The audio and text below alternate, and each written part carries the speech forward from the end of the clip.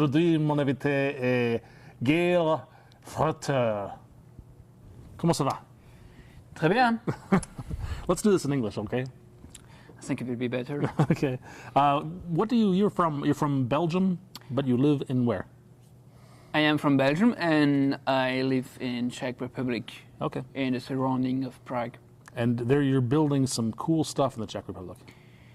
Building PostSharp and tools around PostSharp. And PostSharp is an aspect-oriented programming framework. Is that how we say it?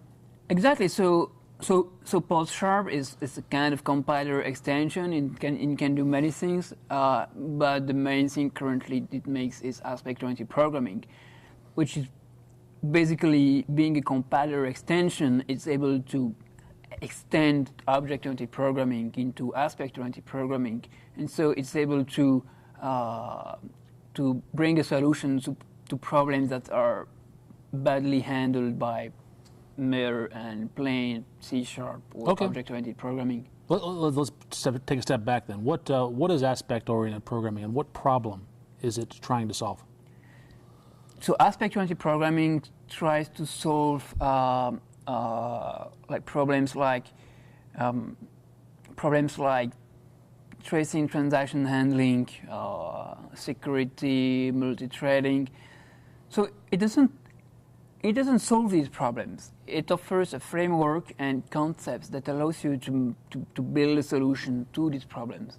Okay. So aspect-oriented programming by itself will not be your say transaction handling component, but it will give you the bricks so that you can define your exception handling or transaction handling strategy once and say, no, I want this policy or this aspect to be applied on all my methods or this whole namespace, instead of having to go into every single method of this namespace and add your try, catch, or begin transaction, commit, and so on. Okay, and what's the advantage of doing that? Well, first benefit obviously is that you have fewer lines of code. So basically, when you have something that is repeating, what you have is a pattern. You have an implementation pattern, probably even a design pattern that you just have to code manually. And if you code it manually, that means that you are doing actually low productive work, because you are just repeating the same thing again and again, and so you are generating a lot of lines of code, and it's highly probable that there are defects into these lines of code. So by removing this code, you are getting lower amount of lines of code. That means a fewer number of hours spent in writing this code. You have fewer defects, and then later on, when you come back to this code, you have fewer lines of code to read, and you know that in a programmer's life, you spend more time reading code than actually writing code. So this is actually a very, very interesting benefit, that you have to read less in order to understand what this piece of code is actually doing. Okay, and I think you showed a really good example of a bit of code that contained just business logic, and then you started adding exception handling and logging and catching, parameter checking, and all of a sudden, instead of being 100% business logic, it was like 20% business logic and 30% that sort of plumbing around it, which made it less easy to read and less maintainable. Exactly. So let's take a typical domain object. So what kind of services need to be implemented by your domain? If you want this object to be exposed to the user interface, well, first you need to implement notify property change. You need to change every property setter. It's just 3 lines of code, but in every single property. So notify property changed. Then probably you want the object to be editable and to support undo redo or something like that. If you are building a user interface, that's a very common feature. Okay, more lines of code. Validation, more lines of code. And here, so with these 3 things actually can be reduced into nothing. Okay. Because you can still have an automatic property that implements notify property change that is undoable and that has a validation just by using a custom attribute. Okay. Let's talk a little bit about the development process itself. PostSharp has a set of binaries. There's some DLLs that I need to get from your website. So there are two parts in PostSharp. One is runtime, very small DLL, and one is build time. So PostSharp is principally a post compiler. So what does that mean, a post compiler? Post compiler means that it would take the output of the C# compiler typically, and it would read it, reparse it, and inject the things that you ask to add. So it injects it into the IL. To the IL code, and then it recompiles it. So if you ask to add exception handlers to everything, it's going to take all your methods, add exception handler, recompile. Okay. So that from a logical point of view, it's a part of the build process. It doesn't really matter how this is implemented. But so typically with the new versions of all development tools now, the way you would use PostSharp is to take NuGet, add the PostSharp NuGet, and it will do all the work for you. So download the product, add the reference to the right DLL, and add the post compiler step into your build process, and you would immediately actually start with a trial edition. No friction at all. Just go to NuGet, install PostSharp, and you can start immediately. Okay, you can do that all within Visual Studio. So now I have a reference to PostSharp and all the configuration is set up. What as a developer do I need to do first? So first you need to create your first aspect. So typically you would create a class, and this class has to derive from a set of base aspects that we provide. Okay, can you define aspect? Please? Can you define that word, aspect? So an aspect is basically an implementation of a design pattern, or like an implementation of a pattern. Maybe the word design is not appropriate here. So typically, if you have, for instance, like a feature like implement iNotify property change. Okay. You can describe using natural English how do we implement iNotify property change. So first you need to add the interface to the class. Then you need to add the event notify property change. You need to add a protected virtual method on property change with this parameter. This method has to invoke the event. Then you have to go into each property setter and call the on property change method. And actually, if you are able to explain it formally in English, actually you are also able to explain it formally into code. And this code is an aspect. So you can make an aspect out of your natural English, but of course you have to transform it into C# code. Okay, so you create this aspect, and that's the way you do it in PostSharp is you have to inherit from something. Yes, you have. So the easiest way is to inherit from one of the abstract aspects that define advanced methods. So these are virtual methods that you can implement. For instance, if you want to implement an exception handler, you would use the onMethodBoundary class, and you would onMethodBoundary, okay. And you would implement the onException method, because this method will be then executed whenever there is an exception. Okay, so those methods are automatically bound to events like an exception event. Yes, not automatically, but if you have. Okay, let's talk about that process. How do we wire these things up so they will be? So the easiest way in PostSharp to bind an aspect to the target code is actually just to realize that the aspect is a custom attribute. So you add the aspect to the custom attribute. You add the custom attribute to the method you want to enhance. Okay. So this could be a lot of work if you have thousands of these methods. So actually, what you can do additionally, or like alternatively, is add the aspect to the assembly and then specify filters. Say, I want this aspect to be applied to all types of this namespace. or I want this aspect to be applied to only public virtual methods and never sealed methods, for instance. So you can express filters declaratively. That's one solution. The second solution is that you can write an aspect provider. So an aspect provider is an aspect that implements an interface, aspect provider, and you write code in C# that reads the assembly using reflection, and you would enumerate, for instance, all the methods and check the number of parameters, check whatever you want in normal code, and then you would say, oh, on this method, I would like to add this aspect.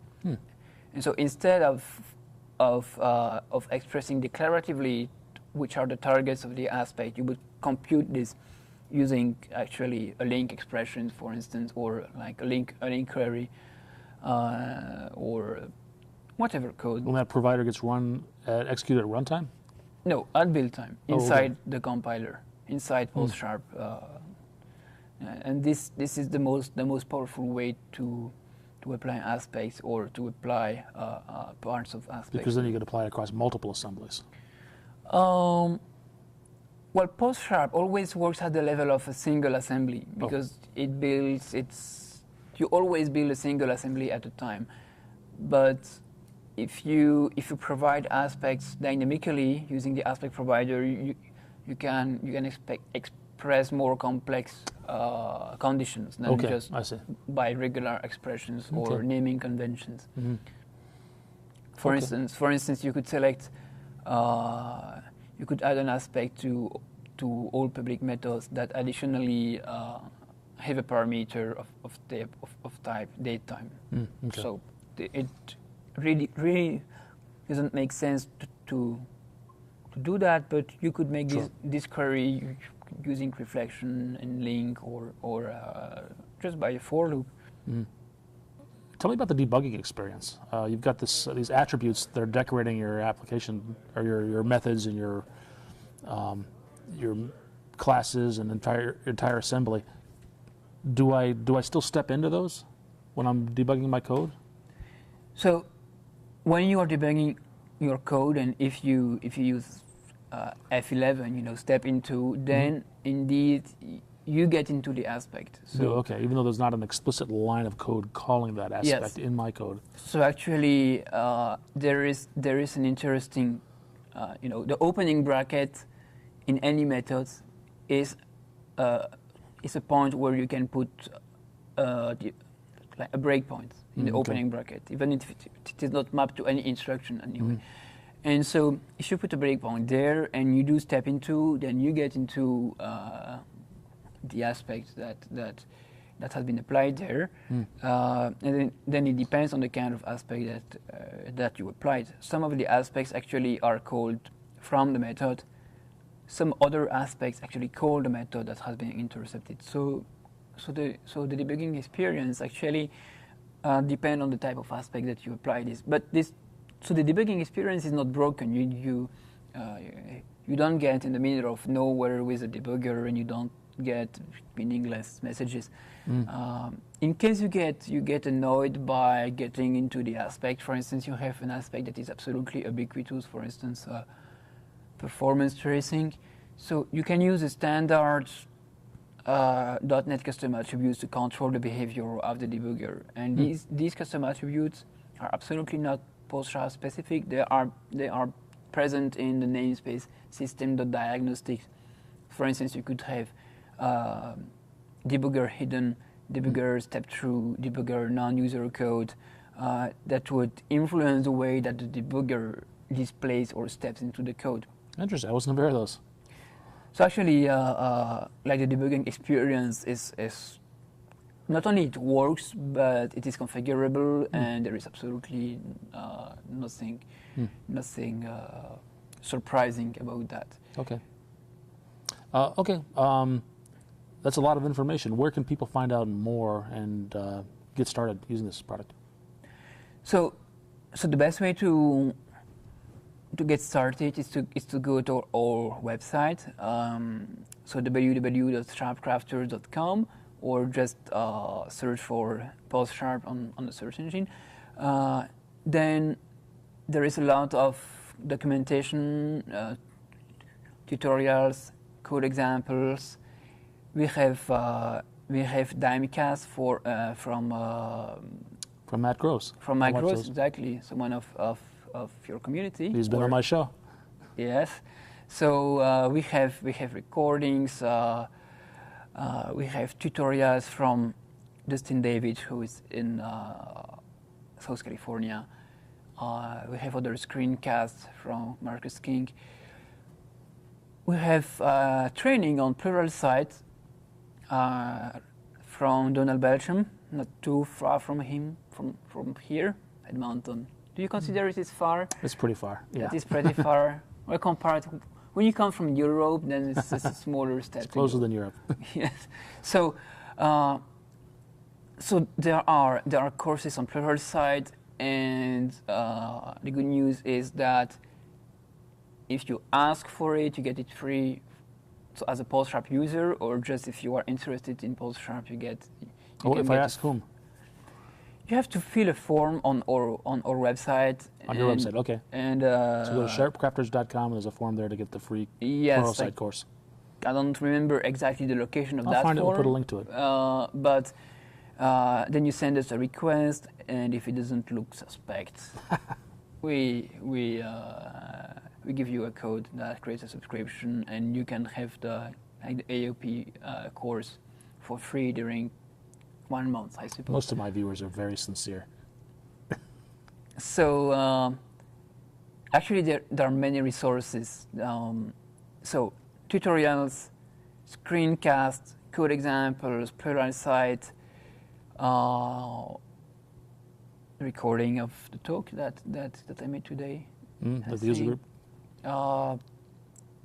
.NET Rocks, .NET TV, many resources, all available from our website. Okay. Anything else? I think it's really worth to try, because not because it's like only it's cool, but because it's going to change the way that you think about code. Because if you have been doing only object-oriented programming for years, like it's like you have a hammer and you see everything as a nail. Right. And sometimes you have problems that are not nails. Mm-hmm. And once you get a better tool for that, then you are able to do better work. So first you need to get the good concepts, the good words into your vocabulary, so you are able to talk about problems in a new way. You know, sometimes you don't find a solution to a problem simply because you don't have the word to express the problem. Mm. So learn the new concepts, and then find the right tool to address the problem by this new way. Gael, merci beaucoup. Merci beaucoup.